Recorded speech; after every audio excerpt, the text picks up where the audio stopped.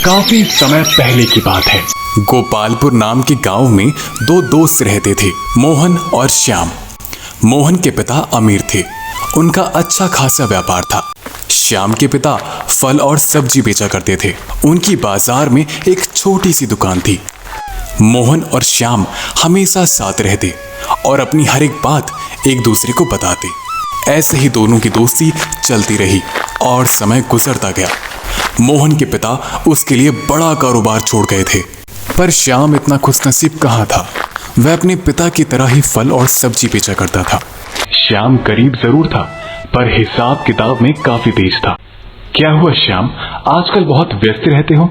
मोहन, तुम तो जानते ही हो मैं जैसे तैसे अपना घर चला रहा हूँ।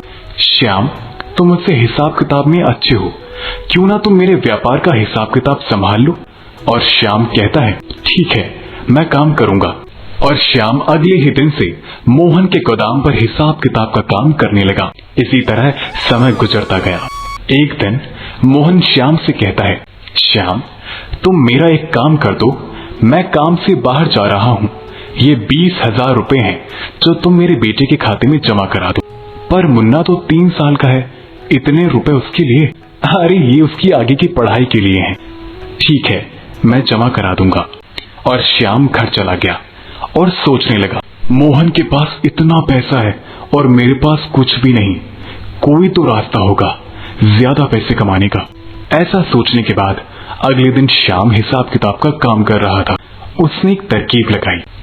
हर बोरी 100 रुपए की है, अगर मैं इसमें 2 रुपए निकाल लूं तो मुझे 20 बोरी पर 40 रुपए मिलेंगे।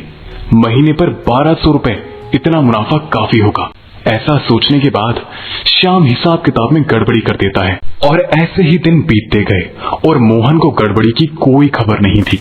एक दिन मोहन के यहाँ एक व्यापारी मिलने आता है। आइए आइए सेठ जी, कैसे हो मोहन? सब ठीक है। मैं यहाँ ये कहने आया हूँ कि अब से हमें 40 बोरी अनाज चाहिए होगा। ठीक है, मिल जाएगा, पर दाम थोड़ा कम कर लेते तो। क्या सेठ जी, मैं हर बोरी पर 100 रुपए ही लेता हूँ। 100 नहीं, 102।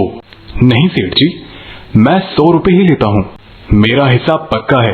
100 नहीं, 102 में लेता हूँ।